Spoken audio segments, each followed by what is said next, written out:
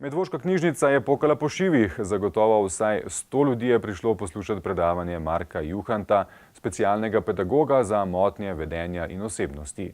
V uri in pol je predstavil teme pomembne za pripravo otroka na življenje, med njimi tudi vrednote, po katerih živimo.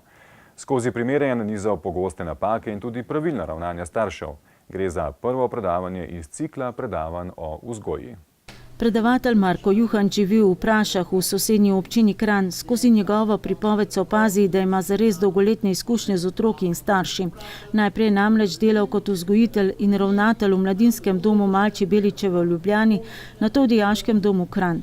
Zadnjih 20 let ima svoje podjetje in predava oziroma ima delavnice po vsej Sloveniji in piše knjige o vzgoji.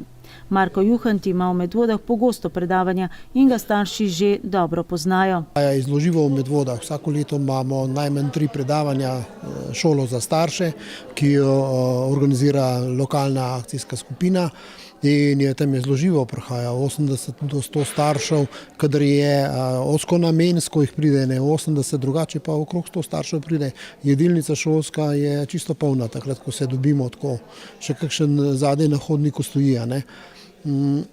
Je res bogat obisk in z leti smo tudi obdelali veliko tem. Zdaj, glede na to, da vsake toliko časa pa še knjižnica povabi s kakšno tako temo, ki jo ne izvajamo prav prevečkrat, danes je bilo obširna, torej kako pač otroka navadimo na življenje. Ne govorimo specifično o starosti, ni to ena sama reč, kot je učenje ali pa slušna pozornost, da me otrok sliši, da sploh sliši, da se mu kakšno navodilo dal in podobne stvari.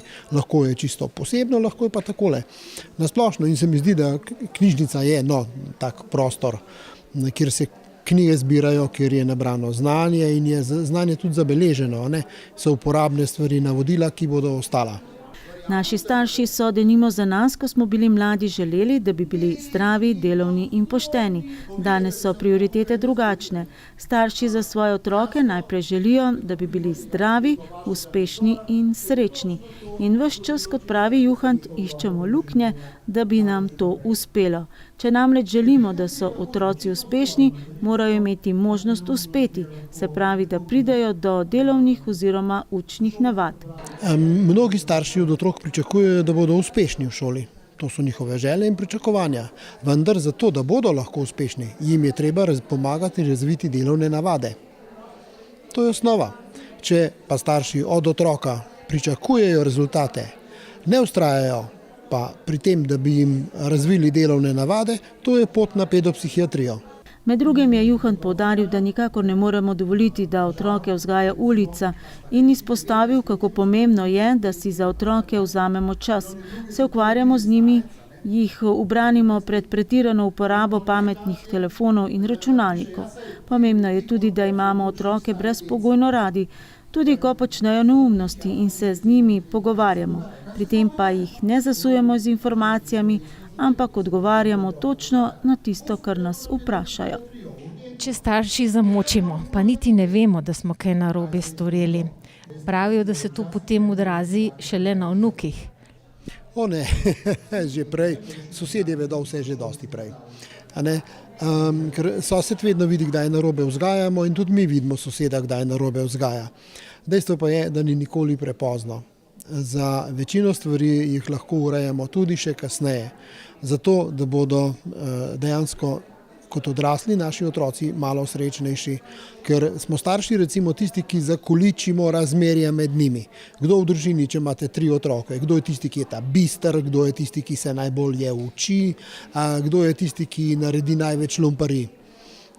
In ta mal bo vedno ta mal, in ta pridna bo vedno ta pridna, tudi če se česar kakšnega koli poklica loti, bo še vedno veljala doma za ta pridno, ta mal bo pa ta mal in oni, ki je bil poreden kot otrok, je še zmer ta žleht in to smo starši postavili in to vzdržujemo, v bistvu vzdržujemo te relacije do konca življenja. Šele ko staršev ni več, se morda kdaj to kaj preuredi, večinoma se pa ne. Glejte, to je naše mesto, da uredimo razmerja med našimi otroci tudi, da vemo, da če smo Janezku v 4. razredu kupili zdaj na zimo nove smuči ali pa nove rabljene smuči, torej on ima nove, Tonček pa reče, 2 leti mlajši v 2. razredu, pa reče, ja, mami, a imaš mene tudi kaj rada?